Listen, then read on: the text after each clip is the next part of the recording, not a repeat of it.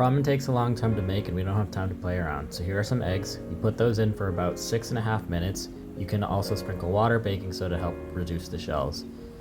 7 minutes if you want it to be a little firmer, 6 if you want more soft boiled. If you're feeling lazy, you can use your chashu marinade as well to make these soy marinated eggs. Making the garlic oil is also pretty simple. You can either use dried chips or real garlic, and just roast it till it turns black and then blend it all together with a neutral oil. You can stage it to create a more complex flavor, but generally speaking, this is very bitter and should be used for fatty or acidic things.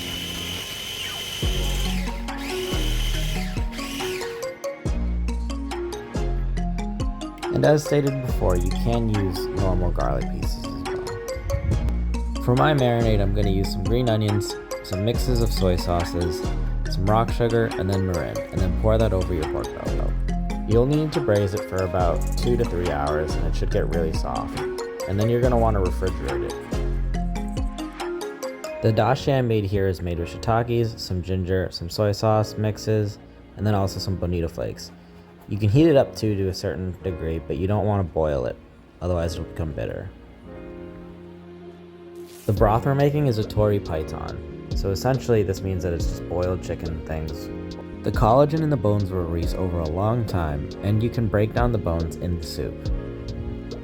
Ramen has 3 liquids. It has tare, it has broth, and it also has aroma oil, which is the garlic oil that we'll be using.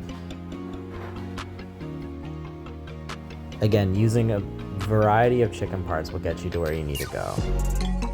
A mistake I made here was putting the tare right over the noodles. That was a mistake because that really seasons the noodles and not the actual soup, so therefore the noodles were a little bit saltier than they should be. That being said, it still tasted really good, all things considered. Again, just if you're gonna do it, make sure you heat up the bowl and then throw in the tare, then throw in the soup, then throw in the noodles, then throw in your toppings, then throw in your oil. You can also freeze this broth, and once refrigerated, this is what it looks like. Here's some bonus footage of my first time actually making it and doing the right steps in order. And again, this came out really good, and I think everybody should give it a shot. Some of the differences to note is I used normal garlic and then also added some vegetables to the broth.